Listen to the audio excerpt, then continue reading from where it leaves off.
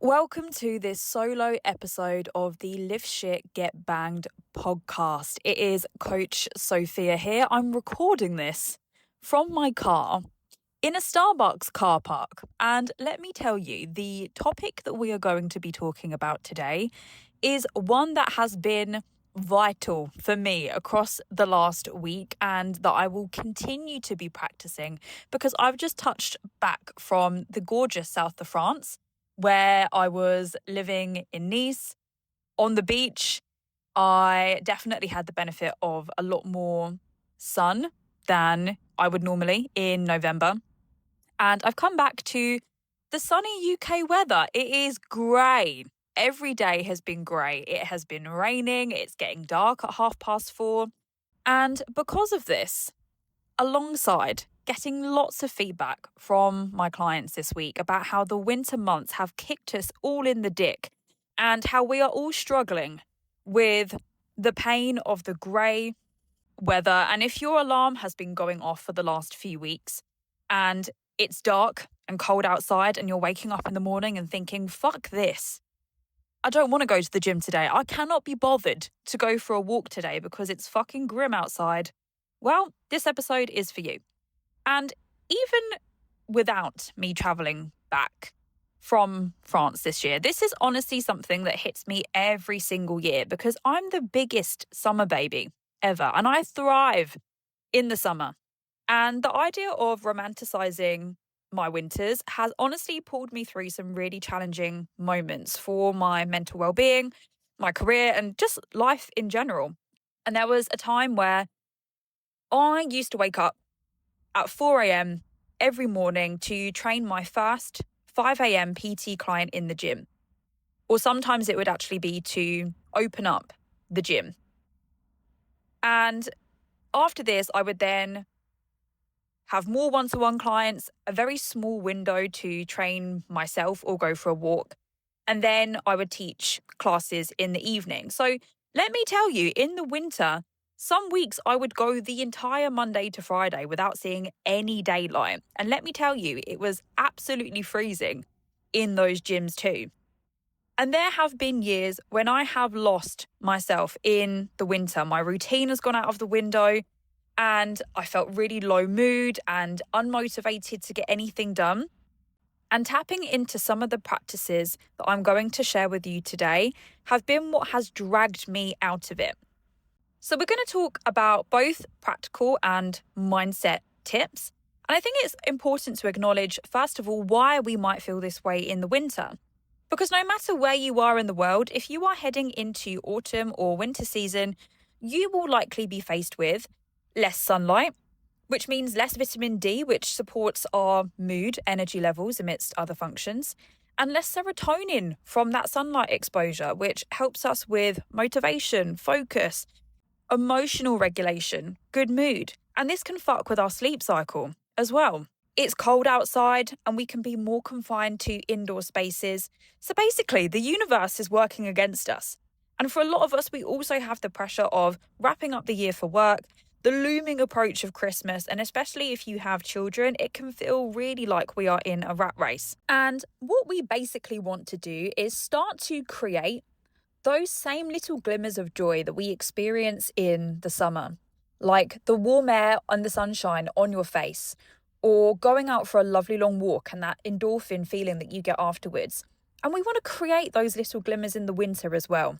And this is going to help us spark that motivation. Something I often hear from clients is that they are waiting to feel motivated again. But often motivation, we get it backwards.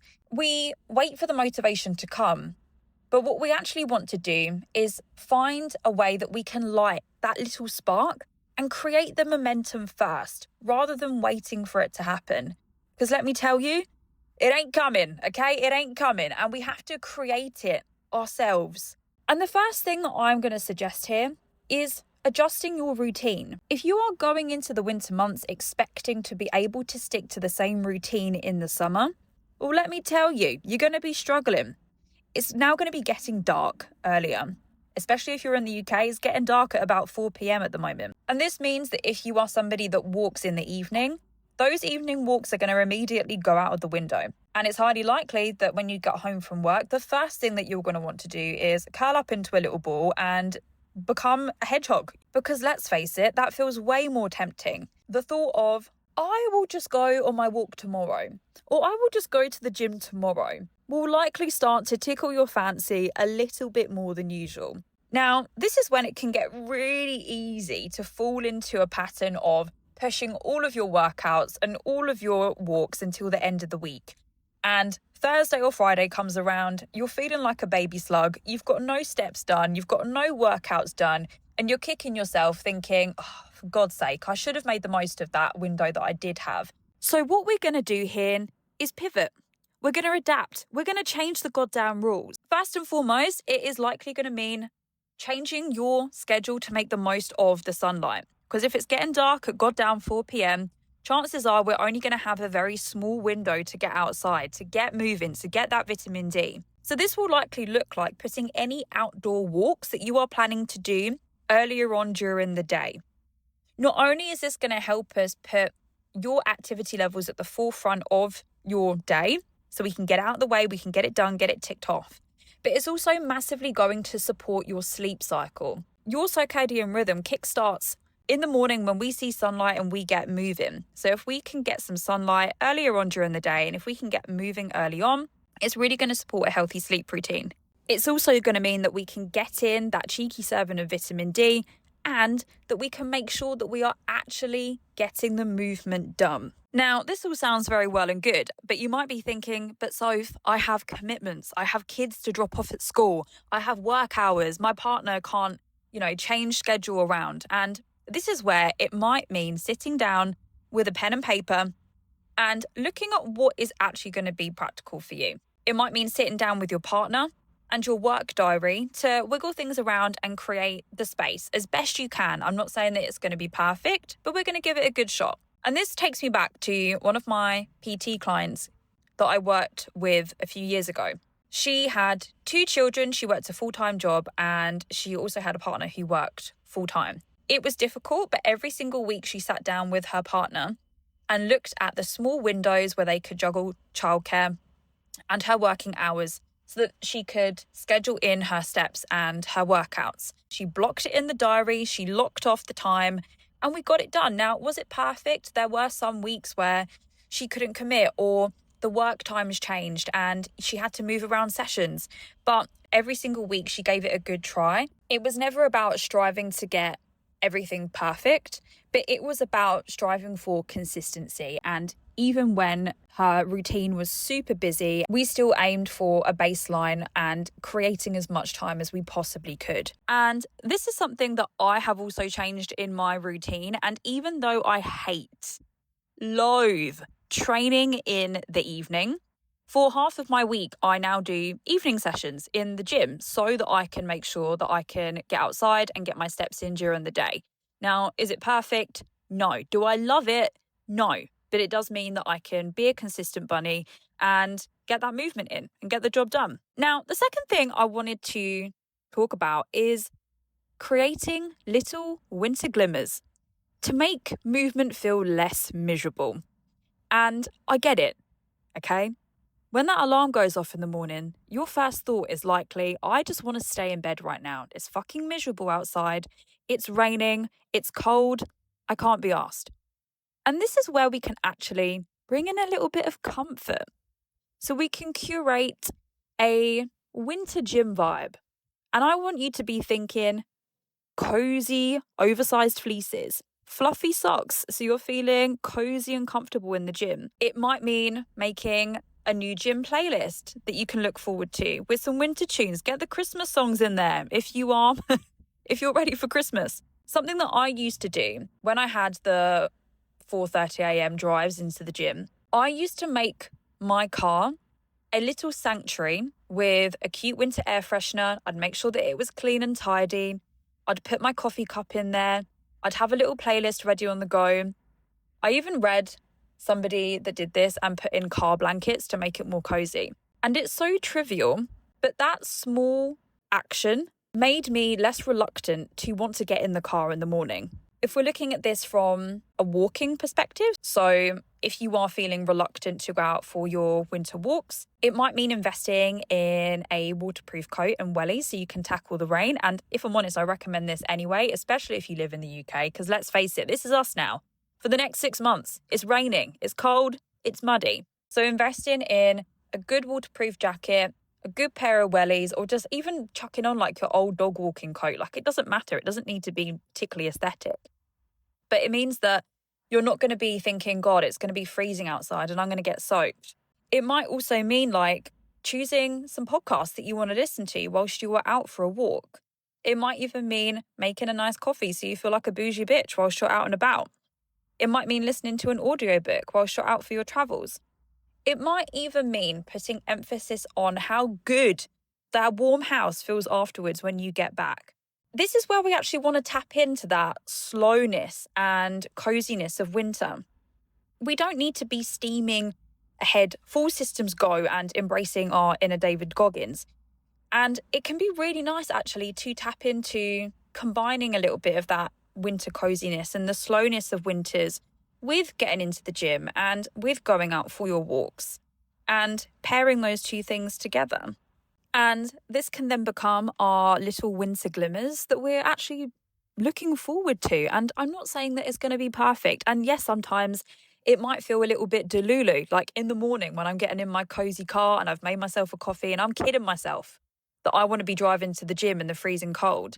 But it helps. And it means that I'm not waking up every single morning thinking, fuck today, I don't want to do this, or driving to the gym feeling absolutely goddamn miserable. Now, this leads me on very nicely to my next point. And this next point is all about touching base on gratitude. Now, before you roll your eyes and think, Sophia, this sounds a little bit woo-woo, I don't know if this is for me. I used to think the same. I used to think that practicing gratitude or even doing any kind of journaling was really too woo-woo. I didn't have the fucking time to do that. But let me tell you this. In the winter, your brain wants to tell you that everything is awful. Everything is pointless. You deserve a nap. You deserve that chocolate. You deserve to stay in and feel cozy. Practicing gratitude in the morning is such a fantastic way to intercept those patterns. And it really helps to get you out of that fuck today mood and gives your brain that little glimmer that we were talking about earlier. It's like realign with what you want to be feeling that day. So me personally, I use a journal called the 5-minute journal, which realistically, it doesn't take 5 minutes. It takes maybe like 3 minutes. It has prompts to write down 3 things that I'm feeling grateful for and also set intentions for your day ahead. So for example, of some gratitude that you can do in the morning, it might be something like, I am grateful for the warm roof over my head. I feel grateful for my body. I have limbs, I have arms and legs, I can move, I have the opportunity to move my body today. It might also be something like, I am grateful for my confidence, which is going to help me get out the door. You know, it can be whatever you want it to be. In the morning, when I wake up, I find it really hard personally to actually remind myself of what my intentions are. So something that I have personally found really helpful, I tend to feel more motivated and calm the evening after my day is done. So this will be like after I've had my shower, I'm in my pajamas, my to-do lists are done for the day. I'm starting to think about the next day. I'm winding down for sleep. And my brain is like, okay, I'm a capable bitch. I can achieve anything.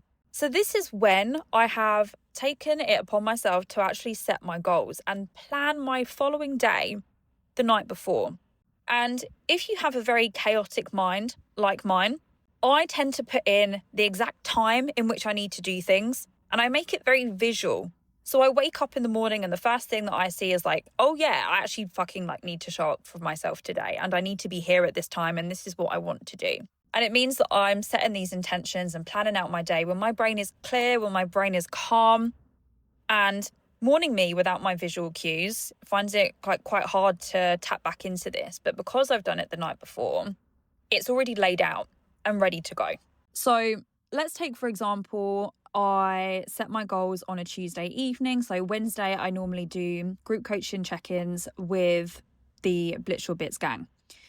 And my intentions the night before might be, I want to make sure that I'm up at this time so I can go out for a walk before I sit down at my desk for the next 8 to 10 hours.